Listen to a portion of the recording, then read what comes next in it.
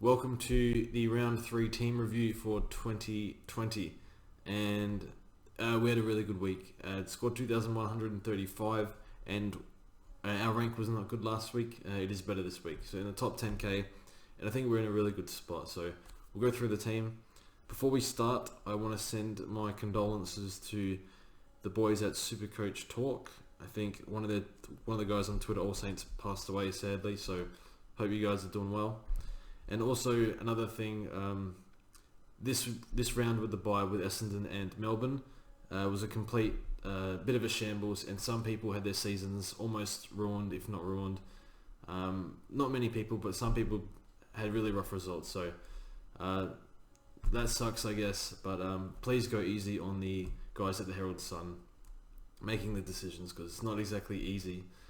And yeah, they're journalists. They don't do this Supercoach thing full time. They're mostly journalists, so go easy on them. But I know, I understand it sucks. I benefited from it, which is so I really shouldn't be talking about it, because imagine if the Dogs miss their game. That's my season done.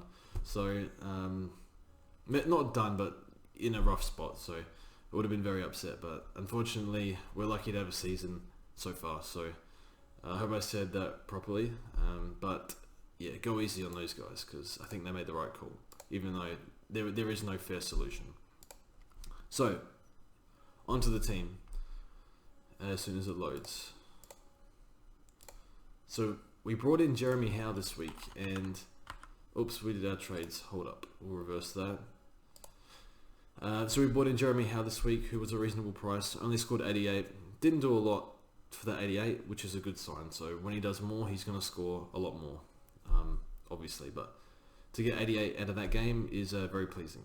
And yeah, Sicily, very good.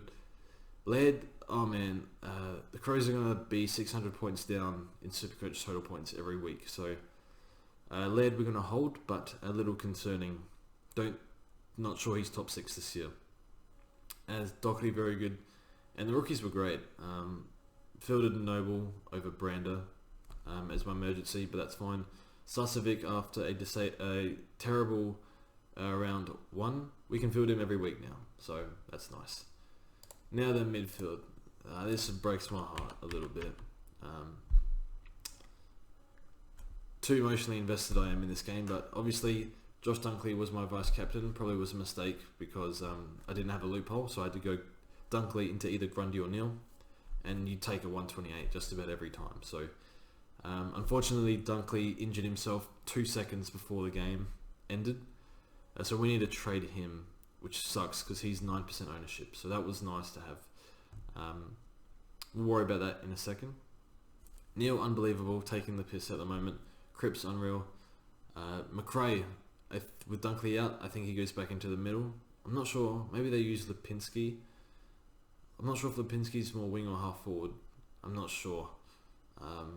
I would never have a clue, actually, but I think they still need someone on the wing, but still I think McRae will get a bit more centre bounces. I think it's good for... I'm not sure Libba goes back in the centre square. I really don't know, but I'm just thinking he played very well in his role that wasn't getting centre bounces, so that'll be interesting. I think Baslenka definitely benefits from Dunkley being out, but we'll see. Bontempelli, 97. I think his rough games are, I'm not going to say over, but his 2 tough games against Steele and De Boer, they're done. He got away with 2 90 odd scores. I'll take that, move on. I think it's upwards from here. With the doggies mids, why pick them? These 3, perfect age bracket, durability. I know Dunkley got injured, but that was a contact injury.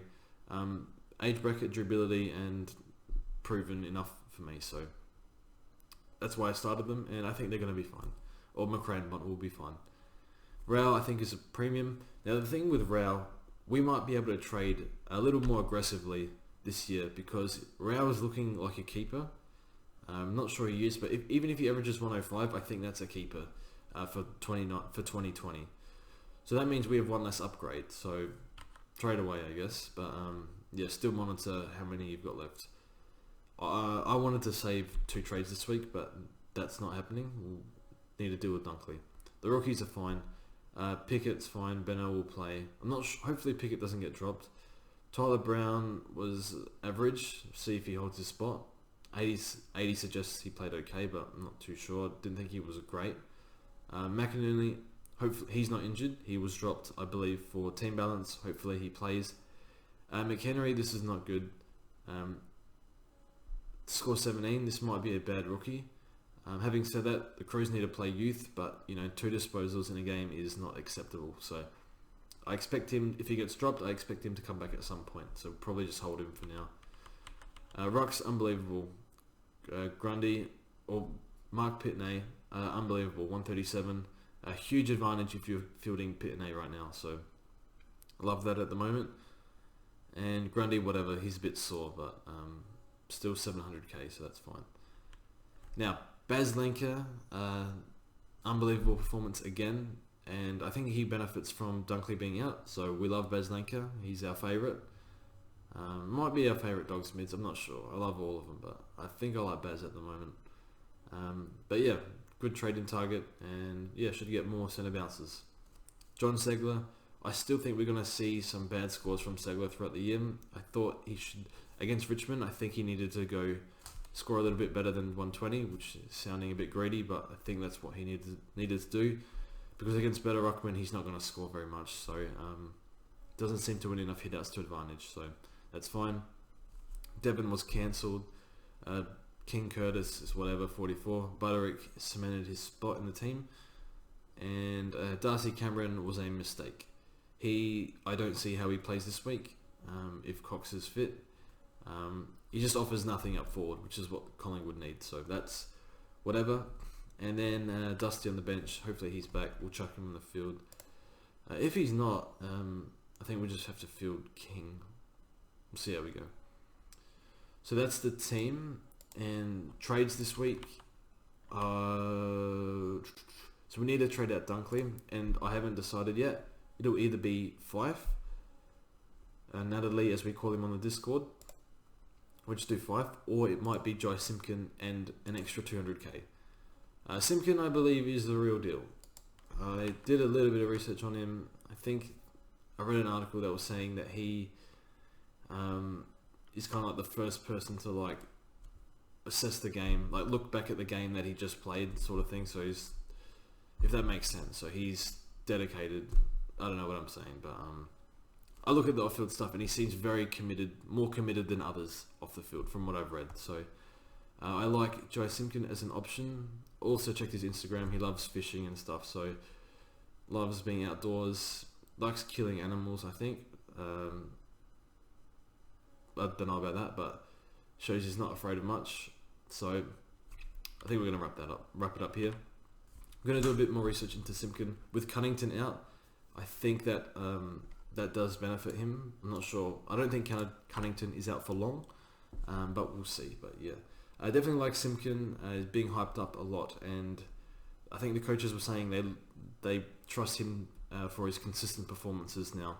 So that's another good sign. So yeah, and played very good when North needed him.